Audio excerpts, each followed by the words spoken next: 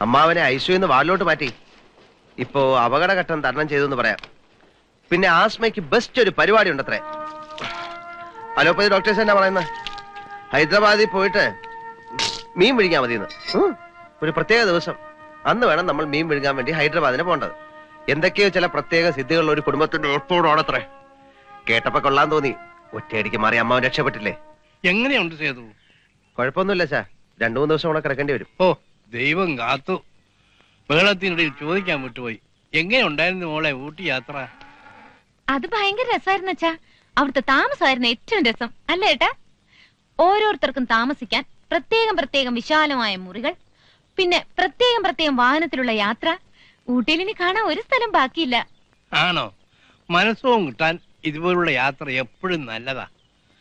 ഇനി അടുത്തെങ്ങാനും വല്ലയിടത്ത് പോവാൻ പരിപാടി ഉണ്ടോ? ഇനി ഞങ്ങൾ ഹൈദരാബാദിൽ പോകുന്നുണ്ട്, അല്ലേ ഏട്ടാ? മീൻ വിഴുങ്ങാൻ.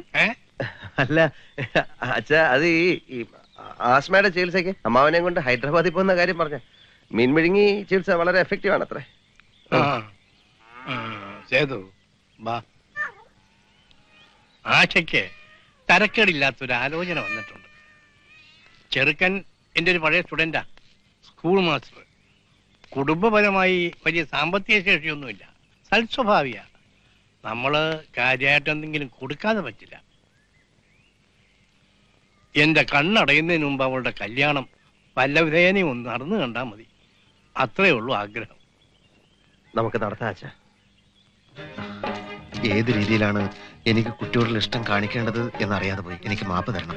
എന്ത് ധൈര്യത്തിലാ ഈ ഇഷ്ടം തോന്നിയെന്നൊക്കെ പറയുന്നത്? എനിക്ക് മനസ്സിലാവുന്നില്ല. ഒരാളെ ഇഷ്ടപ്പെടാനുള്ള ധൈര്യമൊക്കെ എനിക്കുണ്ട്. ആ ധൈര്യം മനസ്സിലിരിക്കുള്ളൂ. എന്നെ ഇങ്ങോട്ട് ഇഷ്ടപ്പെടണം എന്ന് ഞാൻ പറയുന്നില്ലല്ലോ. സൂര്യനോട് ചോദിച്ചിട്ടല്ല താമര വിടരുന്നത്. ഏകലവ്യൻ ദ്രോണാചാര്യർക്ക് ഗുരുസ്ഥാനം കൽപ്പിച്ചത് അങ്ങേരോട് ചോദിച്ചിട്ടല്ല. വെറുപ്പാണ് അധമമായ വികാരം. ഇത് സ്നേഹമാണ്. ഒരാൾക്കൊരാളെ സ്നേഹിക്കാൻ ഈ ലോകത്ത് ആരുടെ സമ്മതം ആവശ്യമില്ല.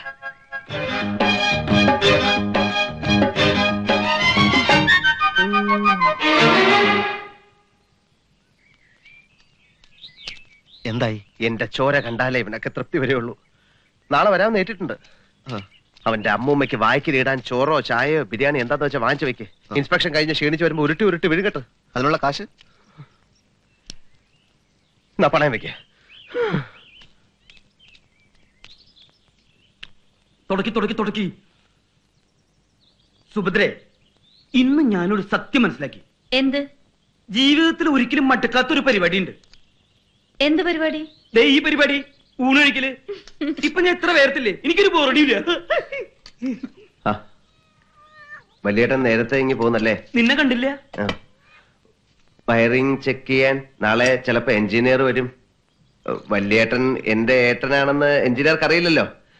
അതറിയാത്തതാണ് എന്റെ ഫാക്ടറിയുടെ ആരോഗ്യത്തിന് നല്ലത്. അതുകൊണ്ട് വലിയേട്ടൻ നാളെ ഫാക്ടറിയിലോട്ട് വരണ്ട. ഏയ്, ഞാനൊരു കുഴപ്പമുണ്ടാക്കില്ല. എന്നാലും വരണ്ട. നിന്റെ ആഗ്രഹം അതാണെങ്കിൽ. അതെ, അതാണ് എന്റെ ആഗ്രഹം. ഞാനിപ്പോ വന്നോളൂ. അറിഞ്ഞോ, എന്റെ ഫ്രണ്ട് ഇല്ലേ ശ്യാമ, അടുത്ത ആഴ്ച അവളുടെ കല്യാണ. ഇൻവിറ്റേഷൻ ഉണ്ട്. പ്രത്യേകം കത്ത് വെച്ചോള്. നമ്മള് രണ്ടാളും എന്തായാലും ചെല്ലണം. വാച്ച് എവിടെ? നന്നാക്കാൻ കൊടുത്തു. സമയം അറിയാനേ 1:57. ഊണ് കഴിക്കാം. ഞാൻ സാമ്പാർ ഉണ്ടാക്കിയിട്ടുണ്ട്.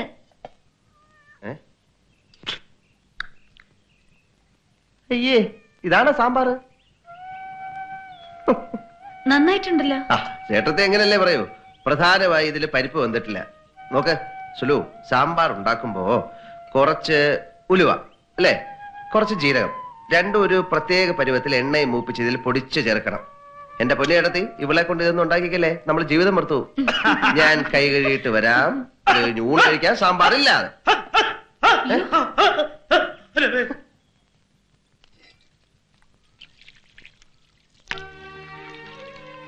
സേതുട്ടാ, എല്ലാവരുടെയും മുമ്പിൽ വെച്ച് എന്നെ അങ്ങനെ കൊച്ചാക്കണ്ടായിരുന്നു. എന്നെ മാറ്റി നിർത്തി സ്വകാര്യത്തിൽ പറയായിരുന്നില്ലേ സാമ്പാർ മോശമായിരുന്നു? അയ്യേ, ഞാനൊരു തമാശ പറഞ്ഞല്ലേ. ഒന്നുമല്ല. പണ്ടത്തെ ആളൊന്നല്ല ഇപ്പൊ സേതുവേട്ടൻ. പണ്ടൊരു വിഷു ദിവസം സേതുവേട്ടൻ വീട്ടിൽ ഊണ് കഴിക്കാൻ വന്നപ്പോ ഞാനുണ്ടാക്കിയ സാമ്പാറിനെ എന്തുമാത്രം പുകഴ്ത്തിയിരുന്നു. ഓർമ്മയുണ്ടാവില്ല. ഞാനൊന്നും മറക്കാൻ ശീലിച്ചിട്ടില്ല. പിന്നീട് എഴുതിയ കത്തിലും സാമ്പാറിനെ അഭിനന്ദിച്ച് എഴുതിയിരുന്നു. കത്തില് സാമ്പാറിനെ പറ്റി എഴുതാ? വാ, കാണിച്ചു തരാം. വേണ്ട. ഞാൻ ചിലപ്പോ എഴുതിയിട്ടുണ്ടാവാം. എഴുത്ത് മുഴുവൻ എടുത്തു വെച്ചിട്ടുണ്ടല്ലേ? എല്ലാം ഉണ്ട്. ഞാൻ തൊടുന്ന പൊട്ട്, ഞാൻ ഉടുക്കാറുള്ള ഉടുപ്പ്, എന്റെ കയ്യിലെ കുപ്പിവളകൾ, പിന്നെ എന്തൊരു ഭംഗിയാണ്, എന്തൊരു ചേർച്ചയാണെന്നൊക്കെ പറയാറുണ്ടായിരുന്നു പണ്ട്. ഇപ്പൊ ഒന്നുമില്ല. ആര് പറഞ്ഞു ഇപ്പൊ പറയില്ലെന്ന്? ഇപ്പൊ ആണെങ്കിലും പറയാം. ആഹാ, എന്ത് നല്ല പൊട്ട്, എന്ത് നല്ല സാരി, എന്ത് നല്ല വളകൾ, ഇതെല്ലാം എന്തൊരു ഭംഗി, എന്തൊരു ചേർച്ച. മതി, ഇതിന് പേര് പരിഹാസം.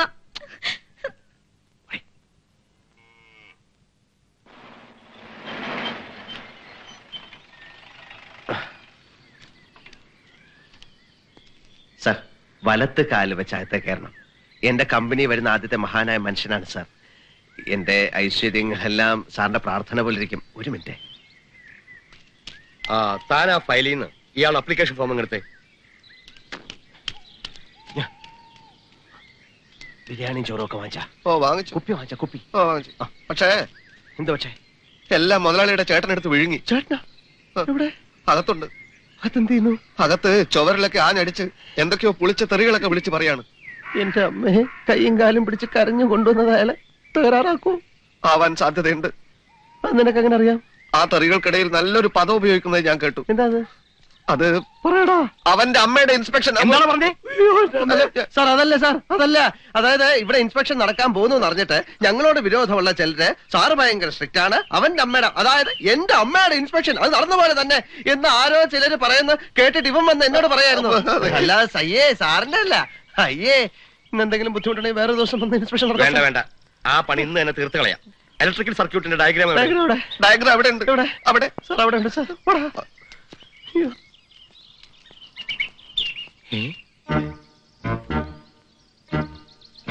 ഇയാളോ?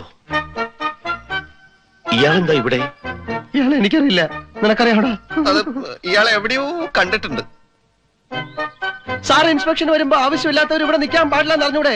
വഴിപോക്കർ എന്തിനാ ഇവിടെ നിൽക്കുന്നത്? പ്ലീസ്, പൊതുവഴി അതാണ്, പൊതുവഴി അതാണ്. അതിലേ വെക്കുള്ളൂ, അതിലേ വെക്കുള്ളൂ. സാർ, വലത്തുകാല് വെച്ച്, ഞാൻ നേരത്തെ പറഞ്ഞ പോലെ സാർ, വലത്തുകാല് വെച്ച്. ISI മാർക്ക് എവിടെ? സൂക്ഷിച്ചു നോക്ക് സാറേ, അപ്പൊ കാണും. സാർ, ഇത് ഡൽഹിയിൽ നിന്ന് കൊണ്ടുവന്ന ബെസ്റ്റ് സ്വിച്ചസ് ആണ് സാർ. ISI മാർക്ക് നിർബന്ധമാണ്. മോന്തയ്ക്കൊന്ന് കൊടുത്തിട്ട് കണ്ണാടി എടുത്ത് കാണിച്ചു കൊടുക്കണ, അപ്പൊ കാണും മാർക്ക്. ആ, അതൊക്കെ പോട്ടെ. കേബിൾസ് ഒക്കെ ഏതാ? ആർമയുടെ അല്ലേ? അതെ സാർ. ഇല്ലെങ്കിൽ നീ എന്ത് ചെയ്യും? നീ മിണ്ടരുത്. ലൈറ്റിനും മെഷീനും ഒക്കെ ഒരേ കണക്ഷനാണ്. അത് ഞാൻ ഇതിന്റെ അത് പാടില്ലെന്ന് അറിഞ്ഞുകൂടെ?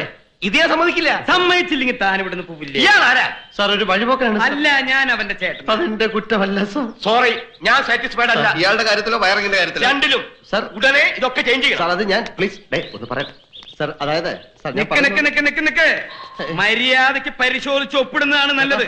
ചുമ്മാ ചേട്ടാ. എന്തെങ്കിലും കുറ്റം കണ്ടുപിടിച്ച് തടസ്സം ഉണ്ടാക്കുക ഇവരുടെ സ്ഥിരം പണി. വഴിന് മാറണോ? ഇല്ലെങ്കിൽ നീ എന്നെ സസ്പെൻഡ് ചെയ്യടാ. ചേട്ടാ. ഒപ്പിടുற പട്ടി. എന്താ പറഞ്ഞേ? ഒപ്പിടുற പട്ടി, ചേട്ടാ. തെണ്ടി നായിന്റെ മോനെ. ചേട്ടാ. നിന്നെ എങ്ങനെയുണ്ട്? അവൻ പട്ടി. കേശവൻകുട്ടി, വണ്ടി എടുക്കടാ. വേഗം എടുക്കടാ വണ്ടി. സാറേ, നിന്നെ വേറൊരു കാര്യം പറയാനാ. നീ ഫാക്ടറി തുടങ്ങുന്നത് എനിക്കൊന്ന് കാണണം. ഫാക്ടറി തുടങ്ങിയില്ലെങ്കിൽ എനിക്കൊരു പുല്ലുമില്ലടാ. നീ പോടാ പട്ടി. കള്ളുടിയാ. കള്ളുടിയ നിന്റെ അച്ഛൻ. പോടാ.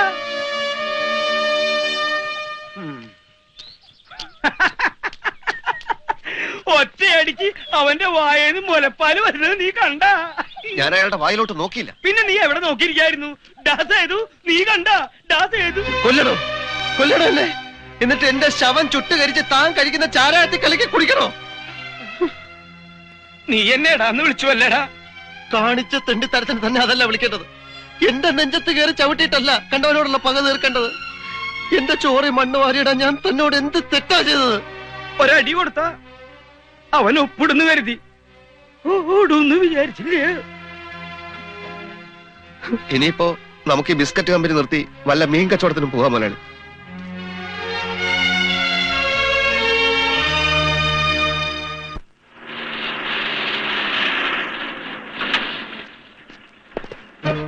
പിടിക്കടോ അമീശക്കാരനെ.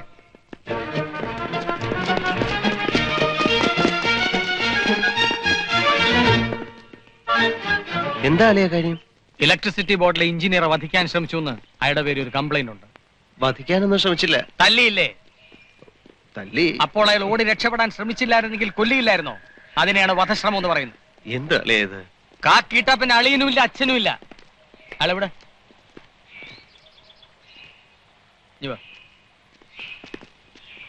ഇതൊക്കെ ഒരു വിരട്ട് മാത്രമാണ്, ശമ്പളം വാങ്ങിക്കണ്ടേ?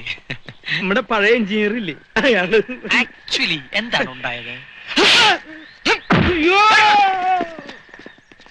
ഗംഗമായി ഇനി ഒരു കത്തിക്കുത്തും കൊലപാതകവും കൂടെ നടന്നു കിട്ടിയാൽ ഊച്ചാളിക്കുറുപ്പ് കലക്കും. അടി ചെയ്യും ഉപകാരം അണ്ണൻ തമ്പിയും ചെയ്യൂല എന്നൊരു ചൊല്ലുണ്ട്. പോലീസുകാർ ഇടി കൊണ്ടിട്ടെങ്കിലും അവനൊന്ന് മര്യാദക്കാരനായാ മതിയായിരുന്നു ഭഗവാൻ. ഞാൻ അപ്പോഴേ പറഞ്ഞതാ അവൻ എവിടെ നിർത്തിയ കുഴപ്പമുണ്ടാക്കും. അച്ഛനത് ഇങ്ങോട്ട് പറ. ദേ നിൽക്കുന്നു റെക്കമെൻഡ് ചെയ്ത ആള്. എങ്ങനെയെങ്കിലും നന്നായി പോട്ടെ എന്ന് വെച്ച് പറഞ്ഞതാ.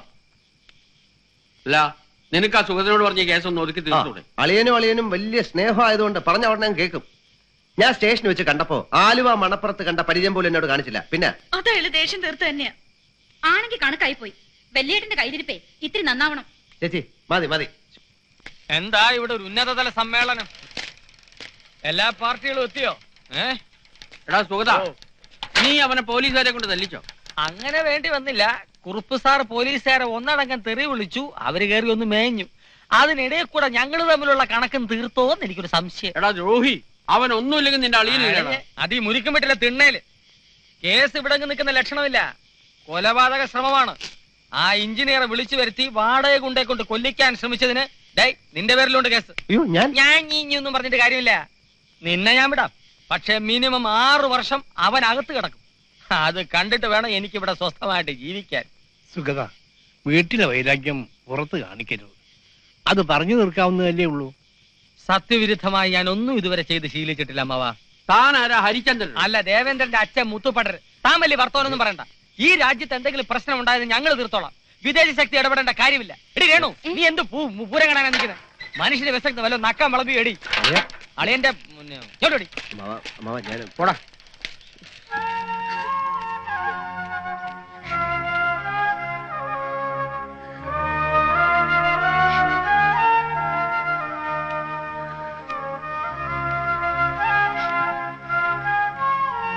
ഞാനൊന്നുകൂടെ പറഞ്ഞു നോക്കാം.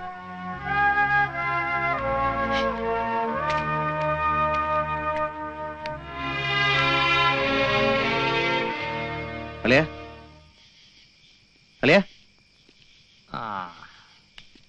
എടേ കുറച്ച് വെള്ളം തിളപ്പിക്കേ.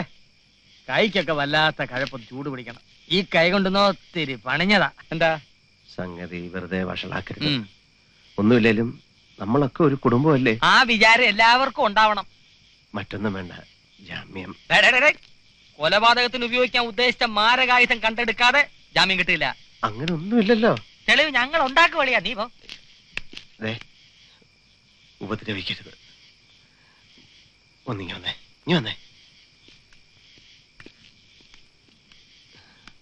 അത് അളിയനും എന്നുള്ളത് നമുക്ക് വിടാം. മറ്റൊന്നും വിചാരിക്കരുത്. അളിയന് പണത്തിന്റെ ബുദ്ധിമുട്ടുണ്ടെന്ന് എനിക്കറിയാം. സംഗതി എങ്ങനെയെങ്കിലും ഒന്ന് ഒതുക്കി തീർക്കണം. ഇപ്പൊ എന്റെ കയ്യിൽ ഇത്രയേ ഉള്ളൂ. 10-600 രൂപ കാണും. അതും നിനക്ക് ഡൗട്ടാ? 600 രൂപ നാണമില്ലല്ലോടാ നിനക്ക്? നാണവും മാനവും ഒക്കെ വിറ്റതിന്റെ ബാക്കിയാ. എനിക്ക് നിന്റെ ഈ നക്കാപ്പിച്ചൊന്നും വേണ്ട. ഇങ്ങനെ വല്ലതും ചെയ്യാൻ ഉദ്ദേശം ഉണ്ടെങ്കിൽ വീടിന്റെ ഈ ഭാവം എഴുതി തരാൻ പറ. അളിയാ, അത് ആശയ്ക്കുള്ളതല്ലേ? വീണ്ടും നീ പഴയ പല്ലവി എന്നെ കൊണ്ട് പാടിക്കണ്ട. ഞാൻ പറയാനുള്ള പറഞ്ഞു സൗകര്യം ഉണ്ടേ ചെയ്. ഇല്ലേ അകത്ത് കിടക്കട്ടെ. വെള്ളം തിളച്ചോടി.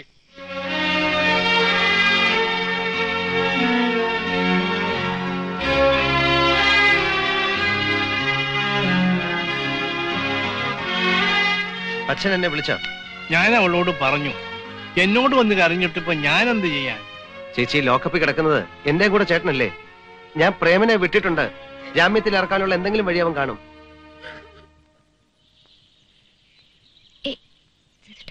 2 ദിവസത്തിനകം അവർ ആശയെ കാണാൻ വരും. പെണ്ണിന്റെ മൂത്ത ചേട്ടൻ ലാക്കപ്പിൽ കിടക്കുന്നു എന്നറിഞ്ഞാൽ എന്റെ മക്കൾ ഇങ്ങനെയൊക്കെ ആകുമെന്ന് ഞാൻ കരുതിയില്ല. അച്ഛാ, അതിനിപ്പോ ഒന്നും ആയില്ലല്ലോ. ആശയുടെ കാര്യം എനിക്ക് വിട്ടേക്കൂ. മുതലാളി, ദേ പ്രേമം വന്നു. ഞാനിപ്പോ വരാം.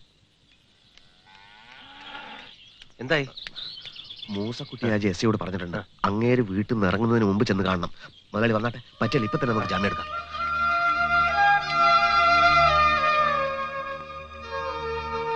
ചേച്ചി, many many happy returns of the day. ഇന്നലെ ചേച്ചിയുടെ ബർത്ത്ഡേ. കഴിഞ്ഞ ആഴ്ച പറഞ്ഞത് ഞാൻ ഓർത്തു വെച്ചിരുന്നു. നീ ഓർത്തു, പക്ഷെ ഓർക്കേണ്ടവർ ഓർത്തില്ലല്ലോ.